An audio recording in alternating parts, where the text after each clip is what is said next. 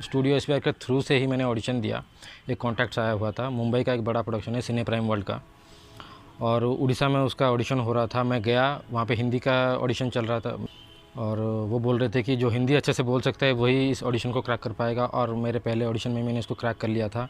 हाल फिलहाल में तो मैं क्राइम पेट्रोल में एक्टिंग कर रहा हूँ, जिसकी शूटिंग मड में होती है, और वहाँ पे मैंने घर ले लिया है रहने के लिए।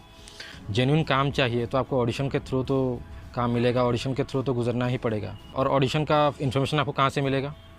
स्टूडियो एसबीआर के थ्रू। तो आप कुछ करिए ना करिए, पहले स्टूडियो एसबीआर को सब्सक्राइब कर लीजिए। और सत्य सर इतने उनके बारे में क्या बोलूँ, इतने अच्छे इंसान हैं। वो हमेशा मुझे बोल देते हैं कि यहाँ पे ऑडिशन हो रहा है, इंडिविजुअली मुझे पर्सनली बोल देते हैं कि यहाँ पे ऑडिशन हो रहा है, जाके तुम ऑडिशन दो, क्लियर हो जाए तो अच्छी बात है। और हाल ही में क्या, वो मुझे कल ही बोल रहे थे कि एक आया है उड़िया का ऑडिशन, तुम दे दो। मैंने उनको हाँ बोल दिया।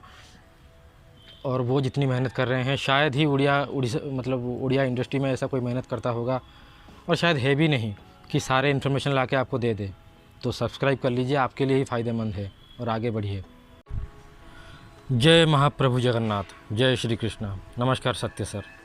कई बार क्या होता है हम एक्टर्स के साथ कि हमारे पास कभी काम नहीं होता। काम इन द सेंस कि हमारी शूटिंग ख़त्म हो गई होती है, या फिर तब ऑडिशन नहीं चल रहे होते हैं, तो नए काम के लिए हमें वेट करना पड़ता है। जब हम वेट कर रहे होते हैं तब उस टाइम को हम कैसे निकालें? डबिंग करके निकाल सकते हैं, हमें दूसरा कोई काम ढूंढने की ज़रूरत है नहीं। और डबिंग दरअसल में होती क्या है? कुछ नहीं होती, वॉइस एक्टिंग होती है। आप अपने ही वॉइस को बेच सकते हैं, एज एन एक्टर तो बेच ही सकते हैं, लेकिन वॉइस ओवर आर्टिस्ट के दौरान भी आप इसको बेच सकते हैं। और ये बहुत ही अच्छा काम है, कमाने का ज़रिया भी। और जब पैसे आपके साथ हों तो उससे ज़्यादा और उससे बड़ा मोटिवेशन कुछ होता नहीं है आपके लिए as an actor, as an growing actor, और एज एन स्ट्रगलर तो मैं कहूँगा नहीं, क्योंकि सभी लोग सीख रहे होते हैं और सीखने को स्ट्रगल नहीं किया जाता। अगर आपका इंटरेस्ट एक्टिंग में है तो आप सीख रहे हैं, और एक ना एक दिन तो सीख ही जाएंगे, तो इसे हम स्ट्रगल नहीं कह सकते, ये एक प्रोसीजर होता है। तो जब मैं काम कर रहा था नया नया हिंदी फिल्म इंडस्ट्री में, तो सत्य सर ने मुझे कहा था कि अगर तुम मुंबई जाना चाहते हो तो वहाँ पे जाके कुछ काम ढूंढो पहले। ऐसे नहीं कि तुमको एकदम से काम मिल जाएगा शुरू से, तो कोई जॉब या नौकरी तुम ढूंढो। तो मैंने सोचा कि काम ऐसा कौन सा हो।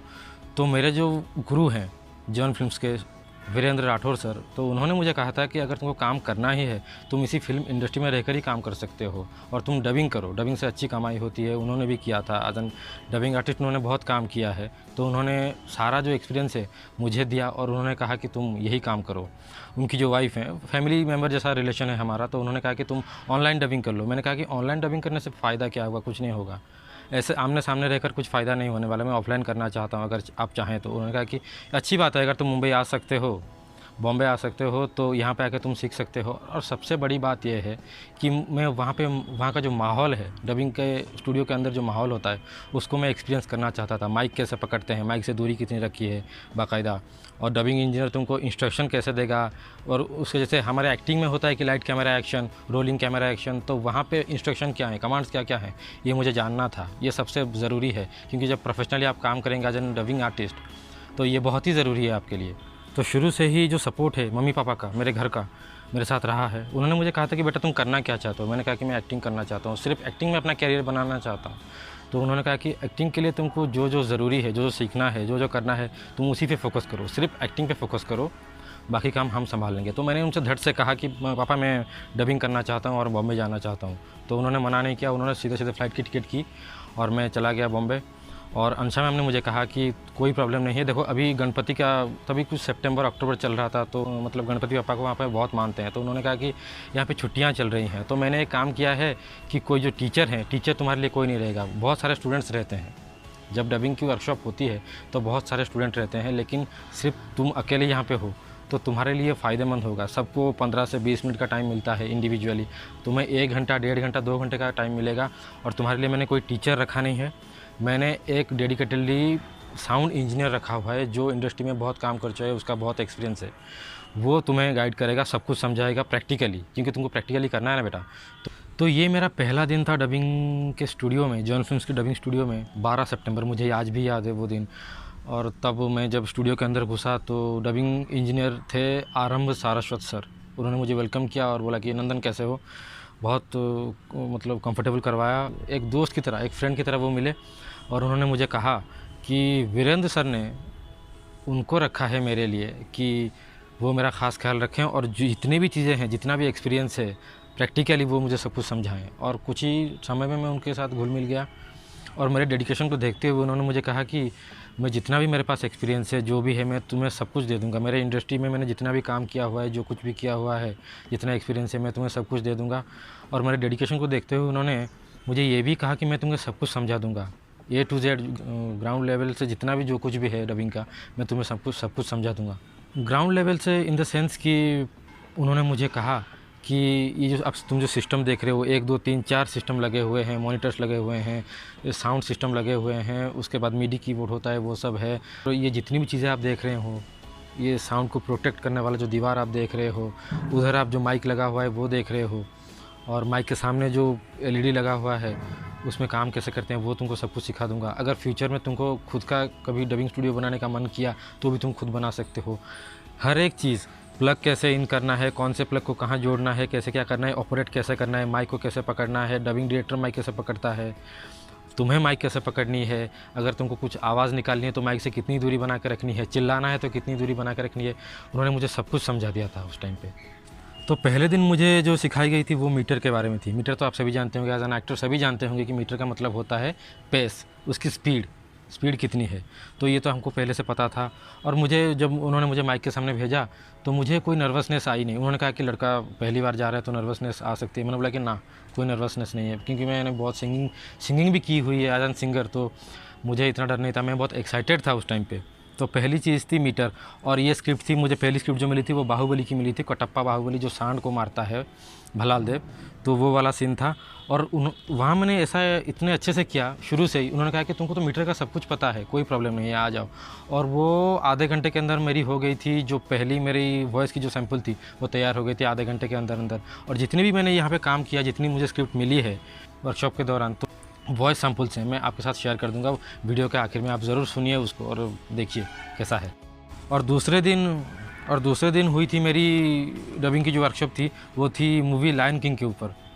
और इसकी डबिंग मैंने की थी और इतनी अच्छी डबिंग की थी। उन्होंने मुझे कहा कि ये जो तुमने डबिंग का सैंपल बनाया है, ये वाकई ही किसी स्टूडियो में एज एन सैंपल भेजने के लायक है। तो उन्होंने मुझे कहा था, ये भी एक ट्रिक बताया था, बहुत सारी ट्रिक बताई थी, वीडियो बहुत लंबा हो जाएगा, लेकिन मैं ये बता देता हूँ कि ओरिजिनली वीडियो पे जहाँ पे पॉजेस लिए जा रहे हैं, तुम्हें भी वहाँ पे पॉजेस लेने हैं और वहाँ पे मार्क भी कर दो। तो मैंने मार्क भी किया हुआ है, आपको पता दिख रहा होगा, तो वहाँ पे आपको मार्क भी करना है। और ये वाला मेरा सबसे अच्छा होता है। ये एक एनिमेशन मूवी है लायन किंग, इसका भी मैं सैम्पल्स आपको लास्ट में डाल दूँगा, आप देख लीजिएगा। तीसरे दिन हुआ था मेरा तारक मेहता का उल्टा चश्मा, ये एक एनिमेशन का था। तो उन्होंने मुझे कहा था कि एनिमेशन में बहुत ज़्यादा पैसा है, इस पर उसके ऊपर तुम काम करो, और तुम्हारी जो वॉइस मॉड्यूलेशन है वो एनिमेशन के लिए बहुत अच्छा है। तारक मेहता का उल्टा चश्मा, जो बाबूजी वगैरह होते हैं वो सब। और नेक्स्ट दिन मेरा हुआ था स्टोरी टेलिंग का, जो नेशनल ज्योग्राफी में हम देखते हैं, या फिर जिसे कहते हैं डिस्कवरी में हम देखते हैं, नरेशन का होता है स्टोरी टेलिंग का, ये वो वाला था। ये वाला बहुत अच्छा हुआ था, ये भी आधे घंटे के अंदर ही मेरा कंप्लीट हो गया था। नेक्स्ट दिन मेरा हुआ था सबसे अच्छा, सबसे इम्पोर्टेंट वाला जो था, साउथ का सन ऑफ सत्यमूर्ति, उसकी डबिंग हुई थी। यहाँ पे मेरी काम आई पिच, पॉजेस, सारी चीज़ें, पिच, पॉजेस और स्पीड, जो पेस मैंने कहा था। क्योंकि यहाँ पे आपने देखी होगी साउथ मूवी में ब्रह्मानंदम सर जो हैं कितनी स्पीड से बोलते हैं, तो मुझे भी इतनी स्पीड से ही बोलना था। और मैंने इसकी बाकायदा बहुत ज़ोर से प्रैक्टिस की, बहुत अच्छे से प्रैक्टिस की इसकी, और आधे घंटे के अंदर उसका हो गया। और ये रही उसकी स्क्रिप्ट, जहाँ जहाँ पॉजेस लगाने थे मैंने लगा दिए हैं उसमें, और वीडियो के हिसाब से मैंने लगाए हैं। और एक सांस में भी लंबी लंबी डायलॉग्स मुझे बोलनी थी, तो वो भी मेरा हो गया उसमें। और नेक्स्ट जो हुई थी मेरी हॉलीवुड मूवी वाली, एक हुआ था आयरन मैन, दूसरा हुआ था एक लूसी का था, जिसमें मॉर्गन फ्रीमैन होते हैं, उनकी डबिंग मैंने की थी उसमें। तो जब मैंने डबिंग की तो मैं अपने हिसाब से करता गया। तो उन्होंने मुझे एक गुरु मंत्र दिया था उसमें, कि बोला कि तुम जो हिंदी में जितने भी देख रहे हो कैसी लगती है तुमको। मैंने बोला कि बहुत ओरिजिनल लगती है। हाँ, तो ओरिजिनल लगती है तो तुम भी ओरिजिनल ही करो इसमें। और सबसे सीक्रेट बात उन्होंने मुझे बताई थी कि तुम हिंदी की जब भी डबिंग करो, किसी भी तुमको आगे चल कर अगर मिले, एवेंजर्स का मिले, कोई भी आपको मिले, फास्ट एंड फ्यूरियस का मिले, जब भी तुमको डबिंग का मिले ऑन स्टूडियो, तो तुम उसको पूरा ही ओरिजिनल करना, कुछ भी मिलावट मत डालना उसमें। यहाँ तक कि मैं आपको बात बताऊँ, लूसी का मैंने एक किया था, उसमें मैंने कहा था कि लास्ट में एक सीन होता है कि ओह थैंक यू, तो उसको मैंने इतना लाउडली किया था। बोले कि इतना लाउड ज़रूरी नहीं है, तुम इतना ही बोल दो कि ओह थैंक यू, इतना भी ज़रूरी है। मैंने इतना कहा, फिर भी डबिंग सर ने कहा, आरम सर ने कहा कि इसको मैं और भी, इसका जो वॉल्यूम है इसको मैं और भी कम कर देता हूँ, क्योंकि इतना ही काफ़ी है। मैंने बोला कि बस, क्योंकि उन्होंने मुझे कहा था जो कंडेंसर माइक होता है वो जल्दी पकड़ लेता है, तुम कुछ भी, तुम्हारा पेन भी गिरेगा ना वो भी पकड़ लेगा वो। तो मैंने कहा कि अच्छा ऐसा है, तो ट्रिक मुझे वो समझ में आ गया। अगर मैं ऑनलाइन डबिंग कर ली होती मुझे कुछ समझ में नहीं आता, इसीलिए मैंने कहा था कि मैं सराउंडिंग्स जानना चाहता हूँ, माहौल को समझना चाहता हूँ। एंड सॉरी कि मैं कुछ रिकॉर्ड नहीं कर पाया और जब मतलब ऑन सेट पे जब डबिंग होती थी, क्योंकि सारस्वत सर थे और मैं था और बाकी वहाँ पे कोई नहीं था, तो और जो वीडियो में ला नहीं पाया। बाद में मैंने कुछ वीडियो फुटेज ली हैं। तो ये मेरा 10वां दिन था डबिंग का और आखिरी दिन था। तो मैंने सारस्वत सर से कहा कि सर मेरा तो हो गया, अब मैं डबिंग इंडस्ट्री में काम कर सकता हूँ, अप्रोच कर सकता हूँ। तो उन्होंने कहा कि नहीं नहीं नहीं, अभी तुम्हारा ख़त्म नहीं हुआ है, ये तो तुमको कोई भी सिखा देगा, तुम पैसे फेंकोगे और तुमको स्टूडियो में कोई भी सिखा देगा, लेकिन ये ज़रूरी नहीं है, ज़रूरी है कैसे अप्रोच करना है, और ये तुम्हें सिखाएंगे स्पेशली तुम्हारे गुरु वीरेंद्र सर, क्योंकि उनको पूरा एक्सपीरियंस है। जो डबिंग इंडस्ट्री है, वॉइस ओवर इंडस्ट्री है, उसके जो दीवार के उस पार क्या क्या होता है, उसका डार्क साइड, वो तुम्हें सब कुछ बताएंगे। मैंने बोला कि ये तो सही बात है, मैं तो अब सीख रहा था, मैं समझ रहा था कि यही सब कुछ है। बोले कि ये तो तुमको कोई भी सिखा सकता है, ये ज़रूरी नहीं है तुम्हारे लिए, ये तुम वैसे भी कर सकते थे, जिसने ट्रेनिंग नहीं ली हो वो भी थोड़ा बहुत तो कर ही लेगा उसमें। और उसके बाद जूम पे मेरी मास्टर क्लास हुई वीरेंद्र सर से, उन्होंने इंडिविजुअली मेरा मास्टर क्लास लिया। मैंने उनसे कहा कि सर मेरी जो वॉइस सैम्पल से आपने देख ली होगी, उन्होंने कहा कि हाँ देख ली है, ठीक ठाक है। और उन्होंने मुझे कहा कि अगर तेरे को वॉइस सैम्पल मिले और तू अभी क्या करेगा, अप्रोच कैसे करेगा डबिंग इंडस्ट्री में। और मुझे सारे 200 से 250 डबिंग स्टूडियो मुंबई में जितने भी हैं सारे मुझे दे दिए गए। तो मैंने कहा कि सारे जो स्टूडियो मुझे दे दिए गए हैं उनको मैं कांटेक्ट करूँगा, बोलूँगा। उन्होंने मुझे कहा कि तू कैसे करेगा। मैंने बोला कि मैं बोलूँगा कि हाँ मैं डबिंग आर्टिस्ट बोल रहा हूँ नंदन, और मैं डबिंग करना चाहता हूँ, मेरी आप वॉइस सैम्पल्स ले लीजिए। वो उधर से क्या कहेंगे, आप अपना वॉइस सैम्पल भेज दीजिए, और उसके बाद तो क्या करेगा। मैंने बोला कि उसके बाद मैं हाथ पे हाथ धरे बैठ जाऊँगा, बस काम हो जाएगा, जब मुझे बुलाएंगे मैं काम के लिए जाऊँगा। और उन्होंने मुझे कहा कि नहीं, यहाँ से तेरा असली काम शुरू होता है। जब तूने अपनी वॉइस सैम्पल भेज दी, उसके बाद तुझे इंडिविजुअली सारे डबिंग स्टूडियो में जाना है और अपना चेहरा दिखाना है, सबसे बात करनी है, और किस तरीके से क्या बात करनी है उन्होंने मुझे सब कुछ समझाया, और बाकायदा मैंने उसको डिटेल्स लिख के रखा था।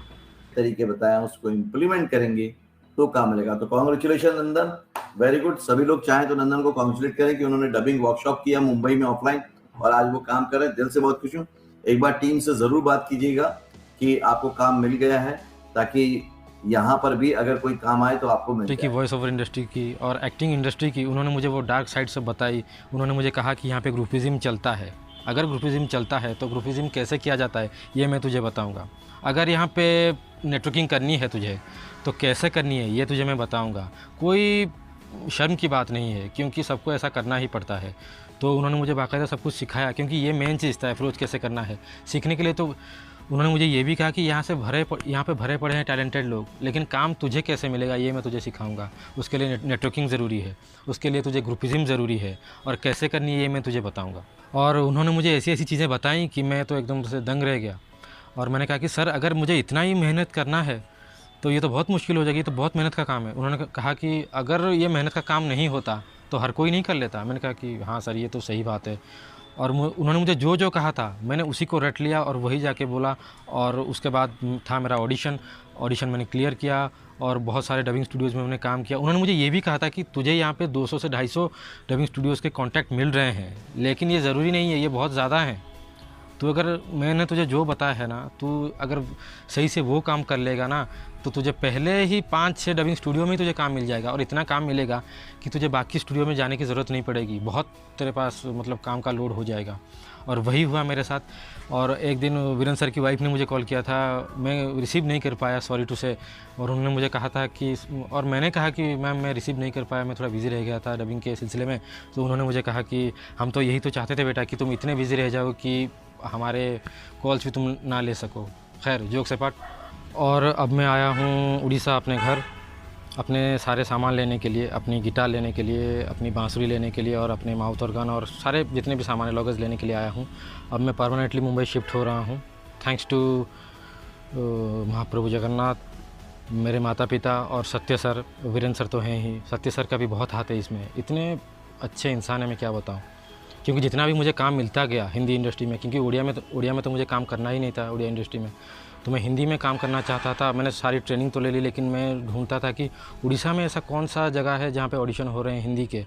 तो मुझे स्टूडियो एस्पायर ने पहला काम दिया था। और मैं ये कहना भी चाहूँगा कि अगर आप एक्टिंग के साथ साथ आपका कुछ एक्स्ट्रा एक्टिविटीज़ है, डांसिंग हो, सिंगिंग हो, कुछ भी हो, उसको आप तराशिए, क्योंकि उसी से भी आपको काम मिलेगा।